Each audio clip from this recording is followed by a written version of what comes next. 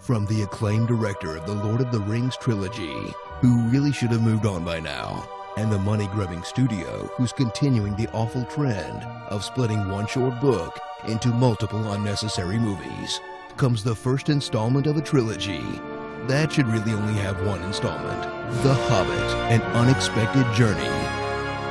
Forget the days of good standalone movies and settle in for a 3-hour-long prologue for a sequel that looks far more interesting, but also just as unnecessary. Shot on location in some of New Zealand's most beautiful green screen studios and filmed in such high definition, it made audiences want to hurl. Return to Middle-earth and stay there way too long for a story that takes over 40 minutes to even get started. And watch as a movie tries its damnedest to trick you into thinking it's The Lord of the Rings, but isn't. Featuring another fellowship, another spooky mountain, another eagle rescue, the Ring, New Zealand, Gollum, and these Lord of the Rings characters that weren't even in the book. But instead of saving the entire world from evil, this time they're saving one city from smog. Smog. Smaug. Smog. Smoag. Smog. Whatever. Meet 13 interchangeable dwarves: Thorin, Borin, Doran, Dora, Brombor, Nosy, pass, skip, next, Oh, look, Gandalf. Together, they'll team up with a random unprepared hobbit who steals from the mentally handicapped for yet another Middle-earth adventure full of even more walking.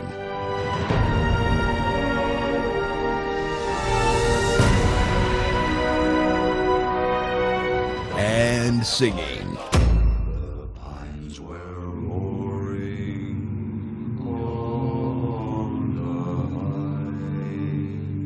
night. Or get the extended edition to see even more singing and wandering around.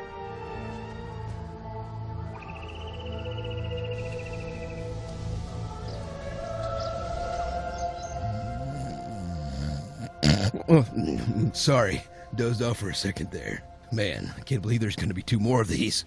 Prepare for a new movie trilogy, adapted from a 300-page book that'll ultimately be just as long as the last trilogy, which was adapted from 3 400-page books. And experience a movie that has a 3-hour runtime, but so little story, you can basically sum it up like this. Dragon. Run! The Lonely Mountain.